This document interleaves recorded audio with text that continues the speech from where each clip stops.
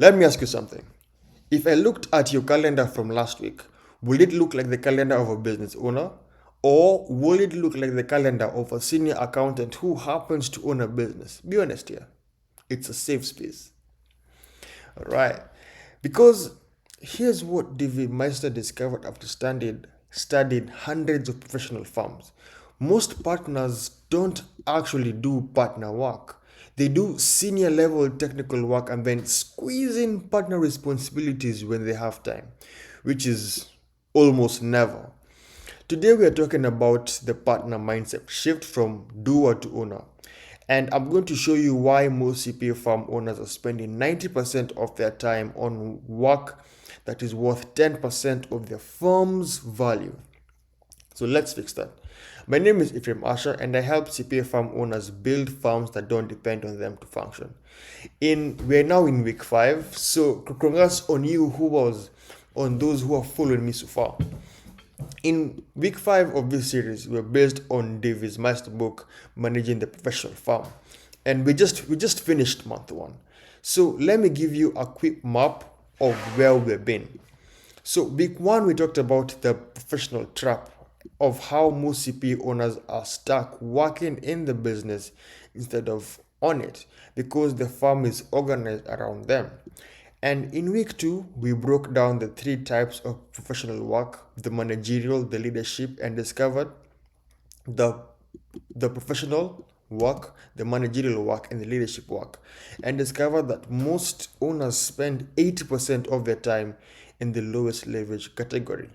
And if you watched this video, comment down below what the lowest level category was. That's a quiz. In week 3, we talked about the leverage and why working harder will never set you free. We ran the math and showed that high leverage firms are more profitable and give their owners more time. And we talked about leverage is the ratio between your senior partners to your juniors. And last week, actually on Monday, we tackled why technical excellence alone will never scale your firm. We talked about the shift from craftsman to architect, from doing the work to designing the system that does the work. The exercise was to document one core process completely, and if you did that, you took the first step towards building institutional capability. And you could watch that in my last video. So this week, we're starting month 2 and we're going to be structural because everything we've talked about so far leads to one critical question. What does ownership actually require? And more importantly, are you actually doing it? Most CPA farm owners surprisingly aren't. So let's break this down and let's break down why and what needs to change. So what ownership actually means. So here's the main problem, yeah? Most CPA owners think ownership means having your name on the door as partner. Say for example, Laptop and Co. CPA firm, or making the final decision, or taking home the profit, or bearing the risk. Well, yes, all of those are true, but Meister says that is not what ownership requires. Ownership in itself is not a title. And not to highlight this word here, it's a set of responsibilities. Ownership is not a title. Ownership is a set of responsibilities. And if you're not doing those responsibilities, you're not really acting as an owner. You're acting as a senior employee who happens to collect the profit. So, what does ownership actually require? The first one is strategic direction, deciding what the firm will become. Institutional development, building systems, building the people and the capacity. Client stewardship, ensuring the firm serves the right clients well. And notice what is not on that list. Preparing tax returns, reviewing work, answering technical questions, because those are professional responsibilities. Now, they are necessary, but they're not ownership work. And here's the trap, right? Most CPA owners spend 80 to 90% of their time on professional work and maybe 10 to 20% on actual ownership work. If you're spending most of your time doing work that senior accountant could do, you're not functioning as an owner. You're a senior accountant with equity. Yes, that sounds harsh, yet it's true. So here are the three hats that we typically wear in a firm. The first hat is the professional hat, the manager hat, and the third one is the owner hat. So let me break down what each hat does. So when you wear the professional hat, what are you doing? This is the technical work. You're preparing the tax returns, reviewing the financials, solving client problems, handling complex scenarios. This is necessary work. The clients pay for this. But here's the key insight. Professional work is work you are trained to do. It's not what you are hired to do as an owner. The professional hat is the most comfortable to wear and the most dangerous to overwear. Why? Because it feels productive. Yes, you check things off. You have this huge checklist that you check, check, check. It's done. You solve problems. You deliver value. But every hour you spend here is an hour you're spending not building the farm. The second hat is the manager. This is the capacity building work. Here you're training staff, you're improving processes, improving other people's work, not doing it yourself. Here you're planning workflows, you're coaching team members. Here is where you build leverage. But most CPA owners avoid this work because it feels slow, it's less tangible, it requires a ton of patience, and it doesn't have an immediate payoff. Managerial work is an investment in future capacity. Most partners avoid it because they're addicted to the immediate satisfaction of professional work. And the translation of this is you'd rather do the return yourself than spend 3 hours teaching someone how to do it. Why? Because to you at that very moment it feels productive and teaching it feels like a distraction. However, 6 months from now, you will still be doing it yourself. And the third hat is the owner hat. And now here is the strategic work. Here's where you decide what the firm will become. Here's where you set the vision of the firm. You're defining the client selection criteria. You're making the hiring decisions. You're planning for growth, for exit, or for transfer of your heir to take over the firm. Saying no to work that doesn't fit. And in this place where you wear the owner hat, this is where freedom is created. Owner work is the work that most partners do least because it requires them to stop being busy and start being thoughtful. And most CPA owners are addicted to being busy because busy feels like progress. Strategic thinking feels like sitting around. But here's the truth. The firm's future is determined by how much time you spend in the owner hat, not the professional hat, and not even the manager hat, the owner hat. And most CPA firms spend less than 10% of their time here. Now, time allocation problem. So David Maister did a bit of research across hundreds of professional firms. He asked partners to track how they spend their time, and this is so amazing because here is what he found. For most partners, 60 to 70% is done in professional work, 20 to 30 managerial work, and 5 to 10 in ownership work. And then he looked at the most successful, most profitable, most scalable firms, and here's how their partners spend time. 30 to 40 is in professional work, another 30 to 40 is in managerial work, and then the huge chunk of it, the biggest increase is in ownership work. Let's look at from 5 to 20, that's an over 15% increase.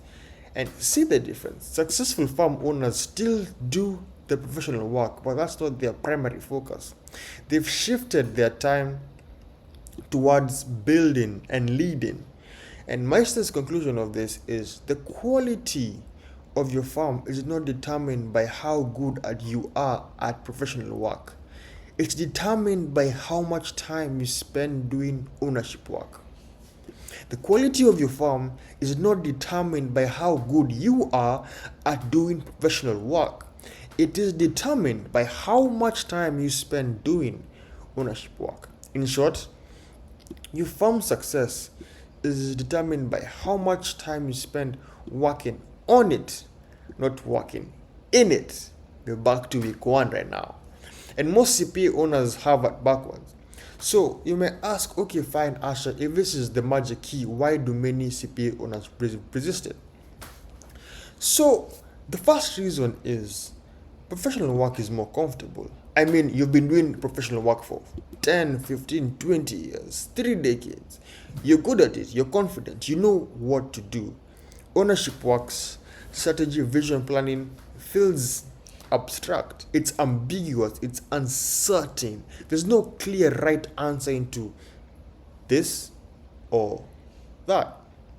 So you default towards comfortable, the professional work. And Meister says that partners avoid ownership work not because it's unimportant, but because it's uncomfortable. And guess what? Comfort is the enemy of growth. Second reason why many CPAs resist this work is professional work feels urgent. There's always a return to prepare, a deadline to meet, a client waiting. Professional work has an urgency built in. Ownership work doesn't. Strategy can wait. Maybe next week, maybe next month, maybe 6 months from now. Oh, we'll do it in the annual review of the company. Vision can be postponed. Work there. Planning can happen when things slow down. Except things never slow down. Maybe I'll do this, off tax season. But when off tax season comes, you have other stuff. Maybe I'll do it maybe just before tax season comes in. That time never comes. If you only do what's urgent, you'll never do what's important. If you only do what's urgent, you will never do what's important. And ownership work is important. It's important. It's just rarely urgent until it's too late, until your firm collapses and you realize that, oh my gosh, I can't run this thing. The third reason is professional work is billable. And here's a big one. When you do professional work, you can bill for it. You can see your immediate ROI. When you do ownership work, strategy planning, vision, you just can't. So professional work feels like revenue generation. Ownership feels like overhead. Billable work generates revenue today, but ownership work generates capacity for tomorrow. If you never invest in tomorrow, you'll always be busy today and you'll never be free. And the fourth reason is identity. This, so far, of all the reasons mentioned, is the deepest one. You became a CPA because you're good with numbers, you're good with details, you are accurate. Your identity is built on being technically excellent. And when you shift to ownership work, you're not doing the thing you were trained for. You're not being a CPA anymore. You're being a business builder. And that can feel like losing yourself. The hardest part of becoming an owner is letting go of the identity of being the best technician. On Monday weeks, we covered and we said that your goal is not to be the best CPA. Your goal is to build a firm with best CPAs. The word was great there. The goal is not to be a great CPA. The goal is to build a firm that has great CPAs. But here's the truth. You can be a great CPA and never build a great firm. It's two different jobs. If you want a firm that works without you, you have to accept that your job is not to be the best CPA anymore. Your job is to build a firm full of great CPAs. So, what does ownership look like? If ownership work is so important, Like, what is it exactly? And Meister breaks it down into three categories. The first one is strategic direction. This is where you decide what the firm will become. The questions you answer in is, okay, so what services will we offer and not offer? What industries will we focus on? What does success look like in 3 years? How big do we want to get? And why do we want to get that big? And what is our exit strategy? And this is not day-to-day planning. This is big picture, big thinking, Vision 2030 planning. Strategic direction is about making choices. And most firm owners avoid it because making choices means saying no to revenue. But without strategy, you're just reacting to whatever comes in the door. And that's how you end up with a random collection of clients, staff, and overall stress. The other category is institutional development. This is where you build your firm's capacity. Activities include hiring and developing people, creating systems and processes, building training programs, defining standards and quality controls, investing in tech and infrastructure. And this is the managerial to the ownership bridge. And it's not about just managing today's work, it's about building tomorrow's capability. Institutional development is where you stop being a practitioner who manages people and start being an owner who builds systems. Then this is where leverage comes from. And the third category of ownership is the client stewardship. And note, client stewardship is not the same as client service. Client service is doing the work. Client stewardship is ensuring the firm is serving the right clients in the right way. I have to like this. Ensuring. Come here. So the questions you answered in here is, are we working with the clients who value what we do? Are we saying no to the clients who drain us? Are we building relationships that can scale beyond individual partners? Are we pricing appropriately for the value that we deliver? Client stewardship is about designing the client experience at the firm level, not just managing individual relationships. And most CPA owners are so busy serving clients that they never step back and ask, are these clients I'm serving the right clients? Yes, although I started with them or they were referred to me by a friend or a friend of a friend. Are they the clients that I actually want to go long term with? So, how do you start to shift time? Let's make this actionable. You can't flip a switch and suddenly spend 30% of your time in ownership work. But you can start shifting. And here are 3 ways to begin this month as we go into the second segment. The first one is ownership. Block ownership time first. So most CPAs try to fit in strategic thinking around client work. That never happens. Instead, block it first. Schedule ownership work like you schedule client meetings, because if it's not on your calendar, it won't happen. Simple. Start with 3 hours a week. It will do an hour a day for 3 days a week. Protect it. Use it for strategic planning, process documentation, hiring discussions, vision work. Yes, it will feel indulgent at first, but it's the most valuable work you can ever do within your firm.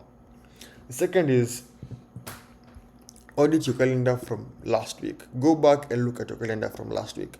Label every block as PMO. That is P for professional work, M for managerial work, and O for ownership work. And this is also what we covered in week 1 and week 2. The same thing be done again, and this just shows the emphasis of it. So if you haven't done it, what are you waiting for? Add it up. What percentage of your time is spent in ownership work? If it's less than 10%, then it's a report. It's giving you the awareness that you're not functioning as an owner. You're functioning as a senior accountant who owns equity. If you can't manage, if you can't manage what you don't measure, you can't manage what you don't measure. And most partners almost never measure how they spend their time. So once you see it, you can shift it. The third is to delegate one ownership. Preventing tasks. So, what's one thing that you do every week that prevents you from doing ownership work? Maybe it's being the final reviewer and on every turn, or handling all client communication, or making every pricing decision, or solving every technical problem. So, pick one and delegate it. Not to get it off your plate, but to free up time for ownership work, free up time for thinking about the business, thinking on how to scale, on what flows to tap into. The only way to create time for ownership work is to systematically remove yourself from professional and managerial work. You can't add ownership time. You have to create it by subtracting something else. And here is the real shift. Most CPA firm owners still see themselves as CPAs who own business. But the shift you need to make is this. You're not a CPA who owns a business. You're a business owner who happens to be in the CPA industry. Now, that in itself is a entirely different identity, and it requires entirely different work. The moment you accept that ownership is just a job and not a title is the moment you start building a farm instead of running a practice. Last week we talked about what's a farm and a practice on Monday, and we say that a farm basically can run when you're not there, and a practice dies when you die. Basically, if you go on vacation, it stops because there are bottlenecks and all these things that are limited to you. A practice requires you. A farm works without you. And the only way to build a farm is to start doing the work that farms require, which is strategic direction, institutional development, and client stewardship. Not tax returns, not reviews, not technical problem solving, but those are important, but they're not ownership. Remember that. If you want freedom, you have to accept that it is your job not to do the work anymore. It is your job to build the thing that does the work.